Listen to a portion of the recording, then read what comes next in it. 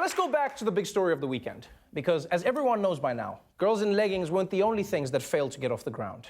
Meltdown for the Republican plan to repeal and replace Obamacare. Dead on arrival. The president and Speaker Paul Ryan pulling the Republican health care bill minutes before the vote. Obamacare remains the law of the land. That's right, people. Obamacare's here to stay. Yeah. Woo! Time to break some bones, baby. Ah! That's what Republicans think. Everyone's just gonna be like, ah ha ha! This was so embarrassing for the Republicans.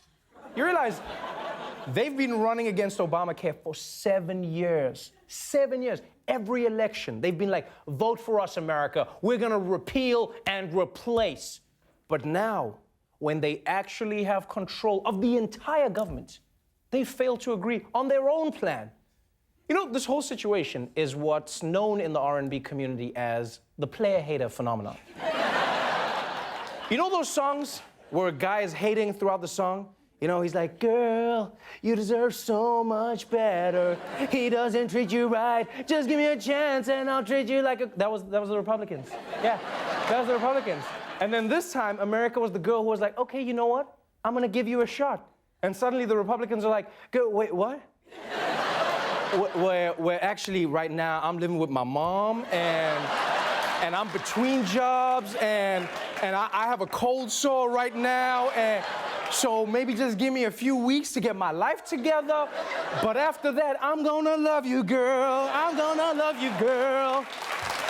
7 years. 7. Now look, whenever you talk about taking away healthcare, there's a good chance that people are gonna get hurt. Moving from an opposition party to a governing party comes with growing pains. And, well, we're feeling those growing pains today. I will not sugarcoat this. This is a disappointing day for us. Doing big things is hard. Doing big things is hard? Shame. Paul Ryan is so depressed, he started talking like Trump. No, this was a man who once waxed lyrical about patient-centered healthcare that focused on an affordable small government solution. Now he's like, big things hard. Paul Ryan, sad. And now, Paul Ryan may have been the bill's architect, but the person who ran on Obamacare repeal in all 50 states was the carrot cake commander himself, Donald J. Trump. And luckily for Ryan, Trump aimed his blame elsewhere. I want to thank Paul Ryan. He worked very, very hard. I will tell you that. He worked very, very hard. We had no Democrat support. We had no votes from the Democrats.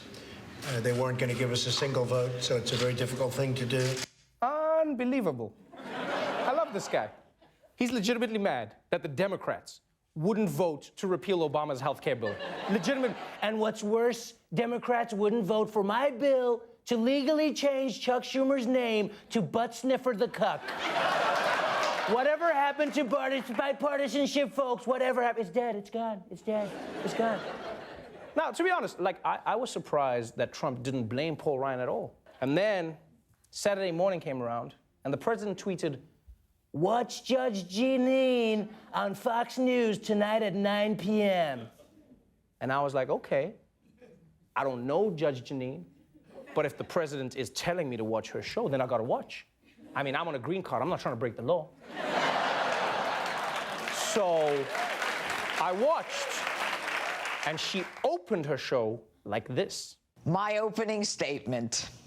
Paul Ryan needs to step down as Speaker of the House. Speaker Ryan, you come in with all your swagger and experience, and you sell him a bill of goods, which ends up a complete and total failure. The president joined with you, and he relied on you, trusting you, believing you had his back, and you didn't.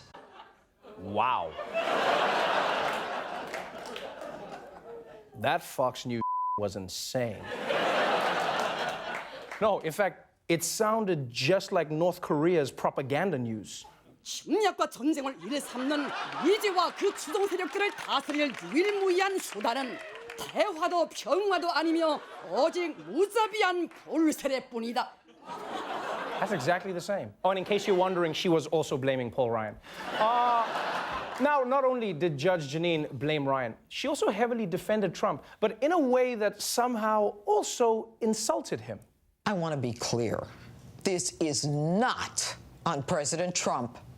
No one expected a businessman to completely understand the nuances, the complicated ins and outs of Washington and its legislative process.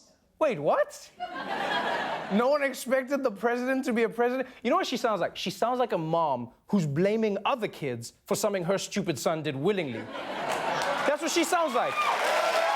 She's going up, he's the president. And now she's there like, Paul Ryan, you should know better. You know my son doesn't know anything about healthcare. Donnie trusted you. He's a slow boy. Hey everyone, before you click over to another YouTube contouring tutorial, just a reminder, watch full episodes of The Daily Show for free anytime with the Comedy Central app or at thedailyShow.com. Now you can go on your way. Remember, it's all about the cheeks, the lines, and the cheeks.